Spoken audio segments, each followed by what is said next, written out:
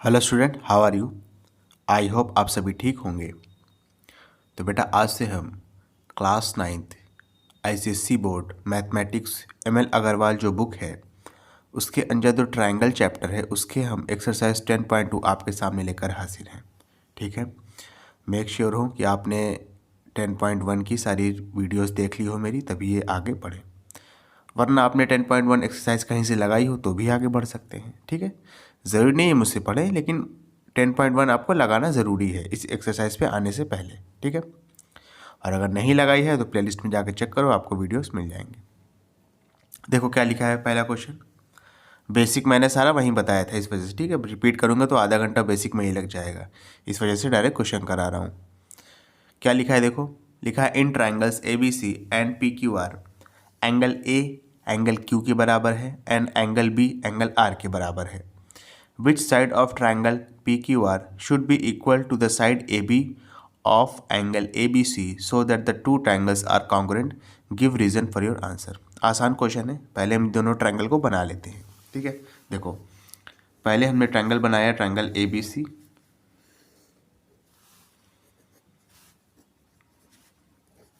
उसके बाद बनाएंगे ट्रायंगल PQR।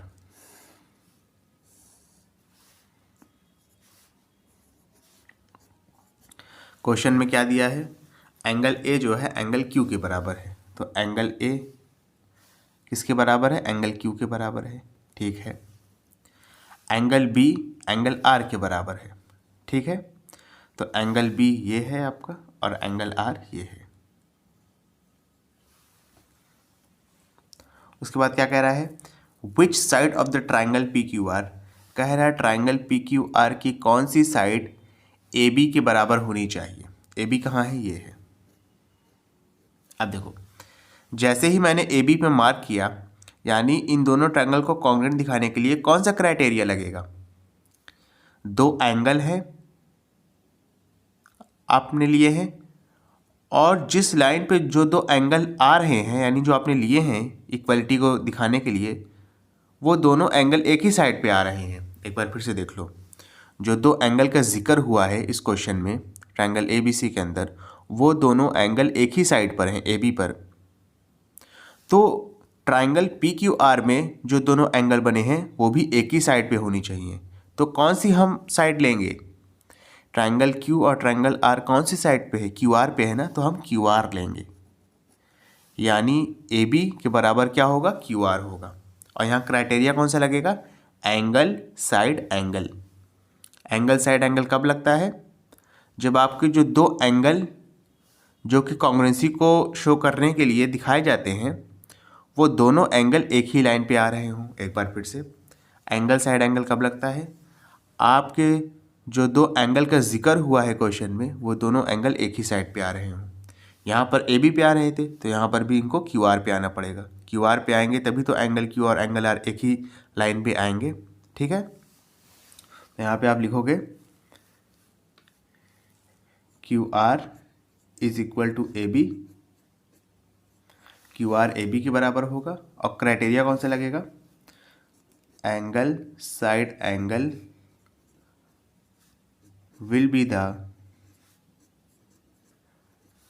criteria या क्राइटेरियन, कुछ भी लिख सकते हो, will be the criterion to prove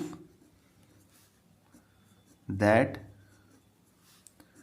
triangle ABC is congruent to triangle PQR। समझ रहे हो बेटा अच्छे से, ओके। चलिए नेक्स्ट क्वेश्चन।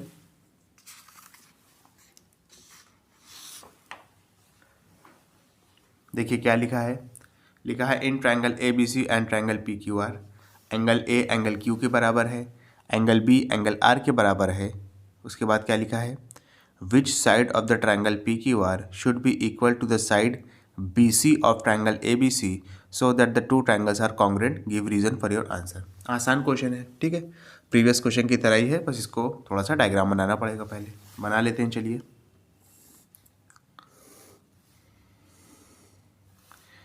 ये आपका ट्रायंगल ए बी सी, ठीक है, और ये ट्रायंगल है आपका पी क्यू आर।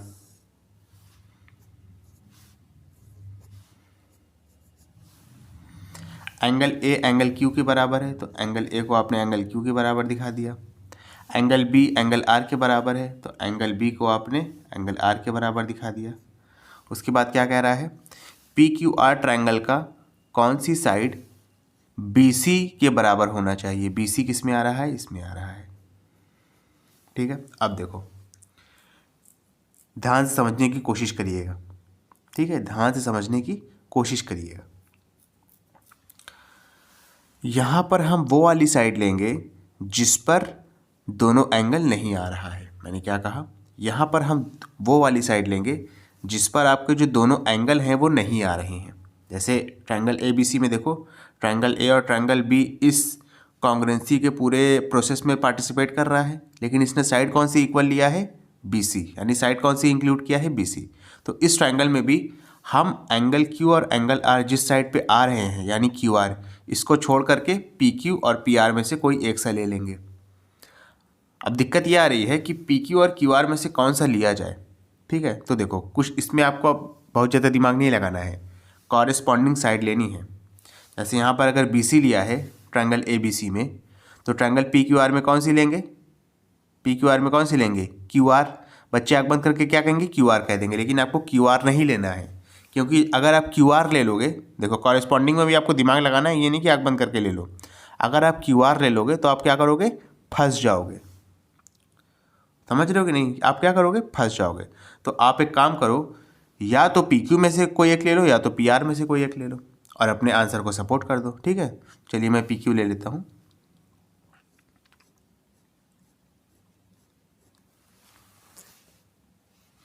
समझ रहे हो अच्छे से, ओके। चलिए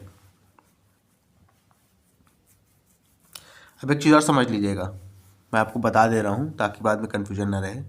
जो आपकी बुक में आंसर दिया है वो आरपी दिया है, वो क्या दिया है, आरपी दिया है, लेकिन आप कौन से ट्रायंगल को कॉन्ग्रुएंट दिखा रहे हो वो इस चीज़ पे डिपेंड करेगा। समझ रहे हो ना, देखो मैं बता देता हूँ कैसे होगा। मैं पी क्यू लिख रहा हूँ, लेकिन इसके लिए रीज़न मैं अलग लिखूंगा। अगर आर पी लिखता तो उसके लिए रीज़न अलग लिखता। देखो मैं बताने जा रहा हूँ, ये चीज़ें बहुत कॉन्सेप्चुअल हैं, समझने की कोशिश करना। B C is equal to P Q, ठीक है। अच्छा, B C is equal to P Q, तो क्राइटेरिया कौन सा लगेगा, ये तो समझ गया ना, angle angle side.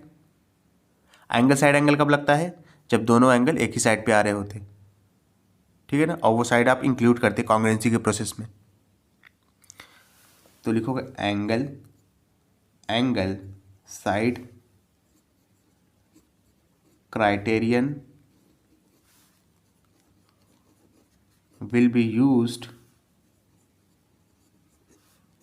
to prove that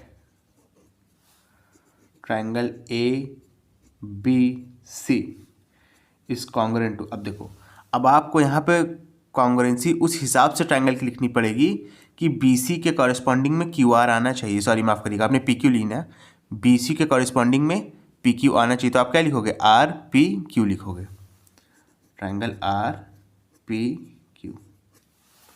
समझे ना, यानी यहाँ देखो बी सी के कॉरेस्पॉन्डिंग में क्या आ रहा है, पी क्यू आ रहा है ना, और आपने पी क्यू दिखाया था। तो इस तरीके से लेना है, यानी चाहे आप पी क्यू ले लो चाहे पी आर ले लो, लेकिन जब आप कॉन्ग्रुएंसी वाला स्टेटमेंट लिखने जाओगे तो उस तरीके से लिखना है कि बी सी के कॉरेस्पॉन्डिंग में पी क्यू या पी आर आना चाहिए था। अगर पी आर लेते तो यहाँ पे आप क्या लिखते थे, पी आर लिख देते, यहाँ पे क्यू लिख देते, क्यू पी आर लिख देते। समझ रहे हो ना, इस तरीके से आपको क्वेश्चन को करना रहेगा। चलिए इसके बाद नेक्स्ट क्वेश्चन,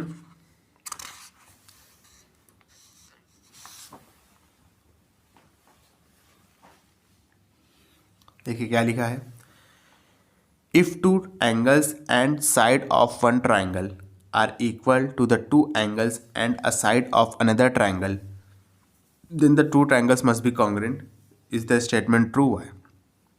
कह रहा अगर दो एंगल और एक साइड एक ट्रायंगल की बराबर है, दो एंगल और एक साइड दूसरे ट्रायंगल की, तो क्या ये ज़रूरी है कि ट्रायंगल दोनों कॉन्ग्रुएंट हो ही।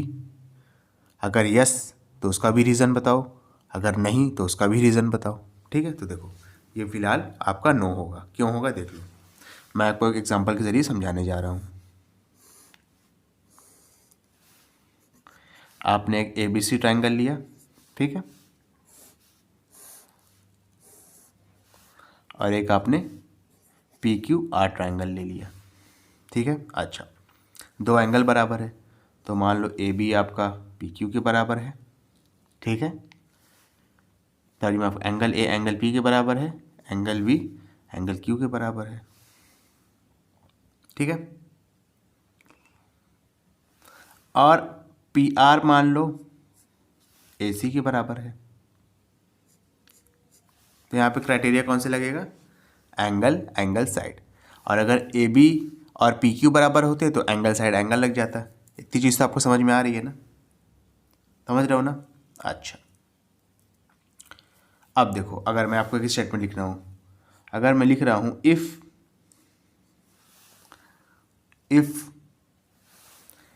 AC is equal to PR, अगर मान लो AC is equal to PR लिखा गया है, ठीक है, और मैं लिख दे रहा हूँ ट्रायंगल ABC, ठीक है, इज कॉन्ग्रेंट टू ट्रायंगल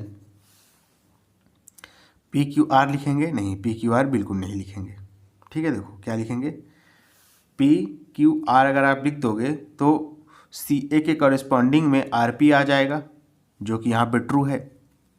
लिखना तो यही चाहिए था। अगर AC is equal to PR है तो एंगल ABC, इस triangle ABC corresponding congruent to triangle PQR, लिखना ये चाहिए था। लिख दो पहले इसको, फिर बताता हूँ। अब देखो, CA के कॉरेस्पॉन्डिंग में RP आ रहा है, ऊपर ये चीज़ दिया हुआ था, ठीक है। लेकिन मान लो,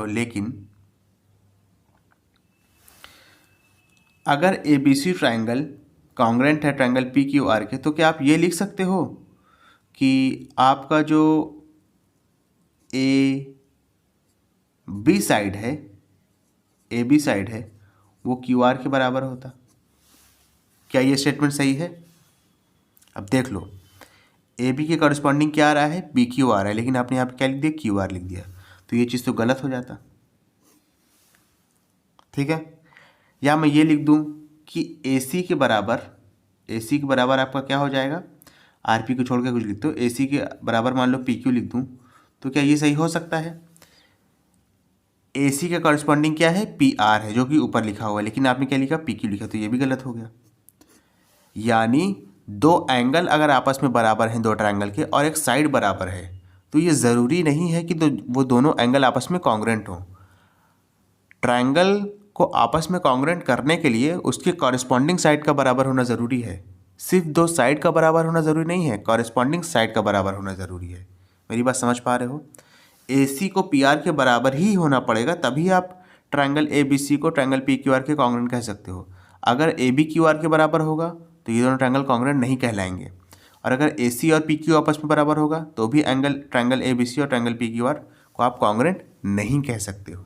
समझ रहे हो मेरी बात? ठीक है, तो आप लिखोगे नो इस पर्टिकुलर स्टेटमेंट के लिए, no this statement is wrong. ये स्टेटमेंट क्या आपका रॉन्ग है। Equal side of two triangle